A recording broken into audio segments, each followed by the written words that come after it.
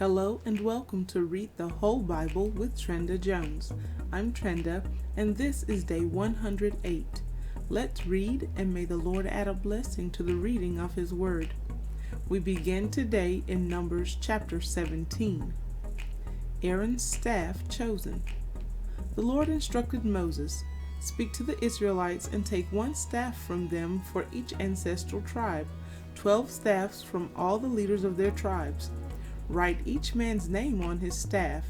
Write Aaron's name on Levi's staff, because there is to be one staff for the head of each tribe.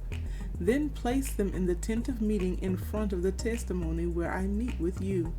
The staff of the man I choose will sprout, and I will rid myself of the Israelites' complaints that they have been making about you." So Moses spoke to the Israelites, and each of their leaders gave him a staff, one for each of the leaders of their tribes, 12 staffs in all. Aaron's staff was among them. Moses placed the staffs before the Lord in the tent of the testimony.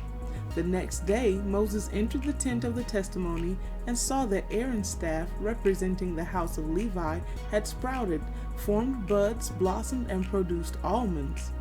Moses then brought out all the staffs from the Lord's presence to all the Israelites. They saw them, and each man took his own staff.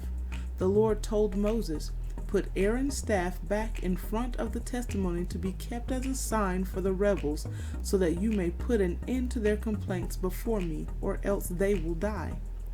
So Moses did as the Lord commanded him.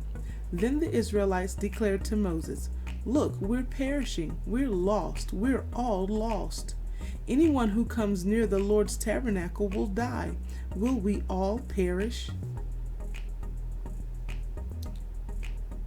Numbers chapter 18. Provision for the priesthood. The Lord said to Aaron, "You, your sons, and your ancestral family will be responsible for iniquity against the sanctuary. You and your sons will be responsible for iniquity involving your priesthood. But also bring your relatives with you from the tribe of Levi, your ancestral tribe, so they may join you and assist you and your sons in front of the tent of testimony.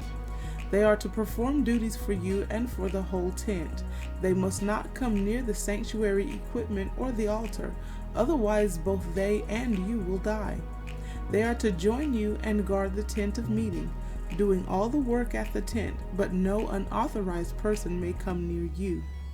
You are to guard the sanctuary and the altar, so that wrath may not fall on the Israelites again. Look, I have selected your fellow Levites from the Israelites as a gift for you, assigned by the Lord to work at the tent of meeting. But you and your sons will carry out your priestly responsibilities for everything concerning the altar and for what is inside the curtain, and you will do that work. I am giving you the work of the priesthood as a gift, but an unauthorized person who comes near the sanctuary will be put to death." Support for the priests and Levites. Then the Lord spoke to Aaron, "Look, I have put you in charge of the contributions brought to me. As for all the holy offerings of the Israelites, I have given them to you and your sons as a portion and a permanent statute. A portion of the holiest offerings kept from the fire will be yours. Every one of their offerings that they give me, whether the grain offering, sin offering, or guilt offering, will be most holy for you and your sons. You are to eat it as a most holy offering. Every male may eat it. It is to be holy to you. The contribution of their gifts also belongs to you.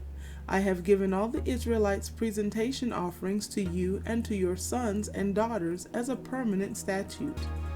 Every ceremonially clean person in your house may eat it. I am giving you all the best of the fresh oil, new wine, and grain, which the Israelites give to the Lord as their first fruits. The first fruits of all that is in their land, which they bring to the Lord, belong to you. Every clean person in your house may eat them. Everything in Israel that is permanently dedicated to the Lord belongs to you. The firstborn of every living thing, human or animal, presented to the Lord belongs to you. But you must certainly redeem a human firstborn, and redeem the firstborn of an unclean animal. You will pay the redemption price for a month-old male according to your assessment, 5 shekels of silver by the standard sanctuary shekel, which is 20 gerahs.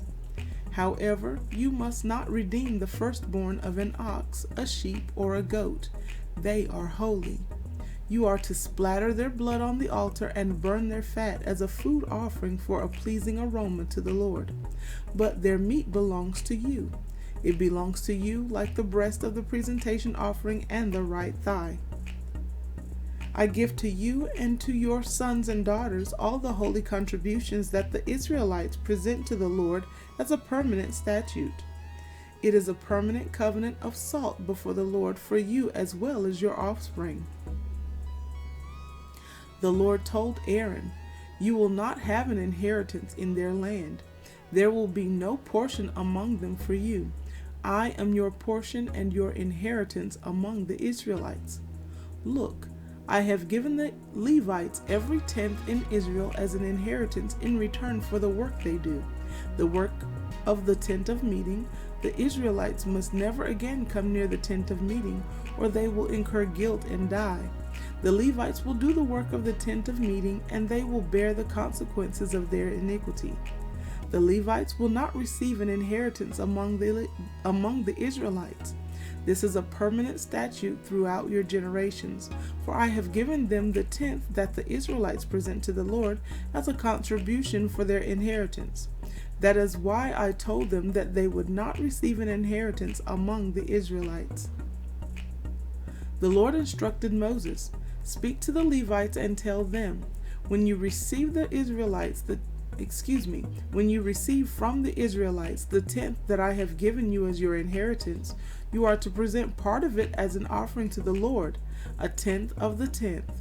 Your offering will be credited to you as if it were your grain from the threshing floor or the full harvest from the winepress. You are to present an offering to the Lord from every tenth you receive from the Israelites. Give some of it to the priest Aaron as an offering to the Lord. You must present the entire offering due the Lord from all your gifts. The best part of the tenth is to be consecrated." Tell them further, "Once you have presented the best part of the tenth, and it is credited to you Levites as the produce of the threshing floor or winepress, then you and your household may eat it anywhere.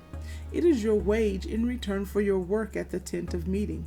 You will not incur guilt because of it once you have presented the best part of it, but you must not defile the Israelites' holy offerings so that you will not die." Song of Songs, also called Song of Solomon, chapter 7. We resume reading at verse 11. "Come, my love, let's go to the field. Let's spend the night among the henna blossoms. Let's go early to the vineyards. Let's see if the vine has budded, if the blossom has opened, if the pomegranates are in bloom. There I will give you my caresses. The mandrakes give off a fragrance, and at our doors is every delicacy, both new and old. I have treasured them up for you, my love." Song of Songs, chapter 8. "If only I could treat you like my brother, one who nursed at my mother's breasts. I would find you in public and kiss you, and no one would scorn me. I would lead you, I would take you to the house of my mother who taught me. I would give you spiced wine to drink from the juice of my pomegranate. May his left hand be under my head, and his right arm embrace me. Young women of Jerusalem, I charge you, do not stir up or awaken love until the appropriate time. Young women, who is this coming up from the wilderness, leaning on the one she loves? Woman, I awakened you under the apricot tree. There your mother conceived you. There she conceived and gave you birth. Set me as a seal on your heart, as a seal on your arm, for love is as strong as death. Jealousy is as unrelenting as Sheol. Love's flames are fiery flames, an almighty flame. A huge torrent cannot extinguish love. Rivers cannot sweep it away. If a man were to give all his wealth for love, it would be utterly scorned. Brothers, our sister is young. She has no breasts. What will we do for our sister on the day she is spoken for? If she is a wall, we will build a silver barricade on her. If she is a door, we will enclose her with cedar planks. Woman, I am a wall, and my breasts like towers. So to him I have become like one who finds peace. Solomon owned a vineyard in Baal-Hamon. He leased the vineyard to tenants. Each was to bring for his fruit 1,000 pieces of silver. I have my own vineyard. The 1,000 are for you, Solomon, but 200 for those who take care of its fruits. Man, you who dwell in the gardens, companions are listening for your voice. Let me hear you. Woman, run away with me, my love, and be like a gazelle or a young stag on the mountains of spices. Matthew chapter 5, and we resume reading at verse 17. Don't think that I came to abolish the law or the prophets.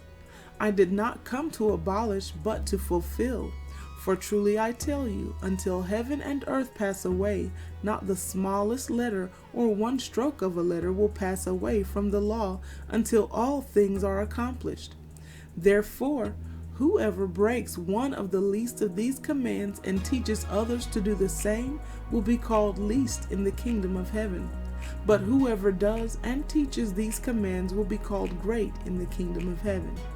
For I tell you, unless your righteousness surpasses that of the scribes and Pharisees, you will never get into the kingdom of heaven. You have heard that it was said to our ancestors, do not murder, and whoever murders will be subject to judgment. But I tell you, everyone who is angry with his brother or sister will be subject to judgment. Whoever insults his brother or sister will be subject to the court. Whoever says, you fool, will be subject to hell fire. So if you are offering your gift on the altar, and there you remember that your brother or sister has something against you, leave your gift there in front of the altar. First go and be reconciled with your brother or sister, and then come and offer your gift. Reach a settlement quickly with your adversary while you're on the way with him to the court, or your adversary will hand you over to the judge, and the judge to the officer, and you will be thrown into prison. Truly I tell you, you will never get out of there until you have paid the last penny. You have heard that it was said, do not commit adultery. But I tell you, everyone who looks at a woman lustfully has already committed adultery with her in his heart. If your right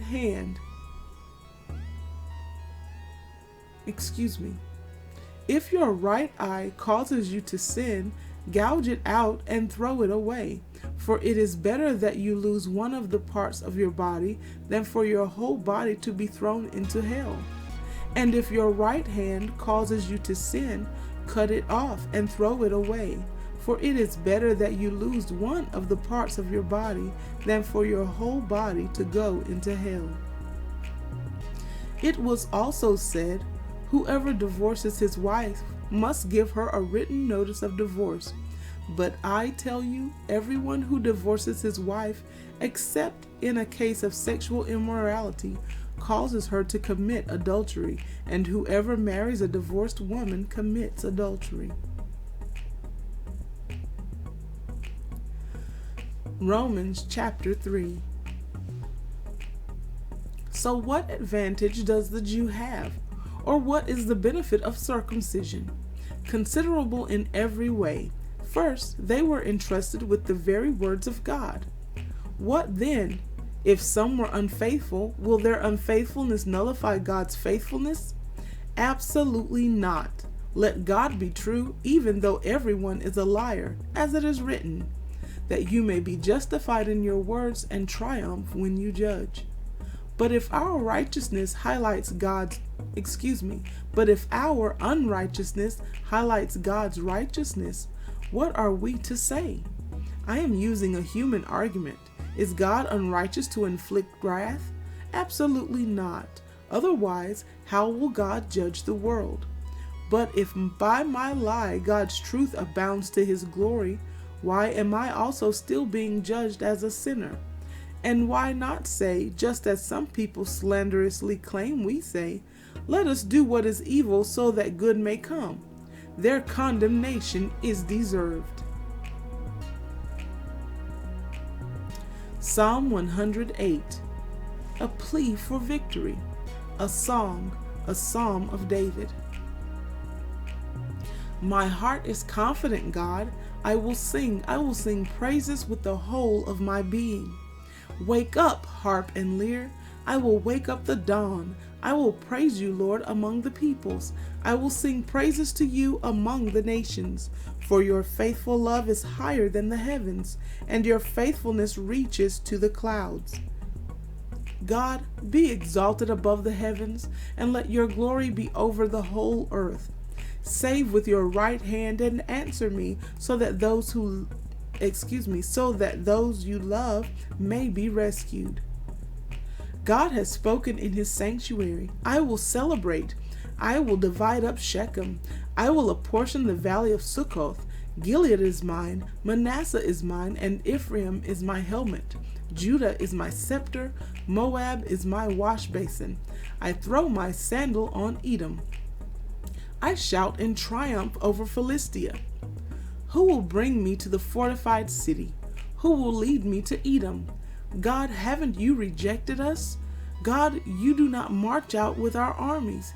Give us aid against the foe, for human help is worthless. With God we will perform valiantly, we will trample our foes. And this concludes our reading for day 108 of Read the Whole Bible with Trenda Jones. Thank you so much for joining us here today, and we look forward to reading again tomorrow, day 109. Until then, God bless you, and may the Lord add a blessing to the reading of his word.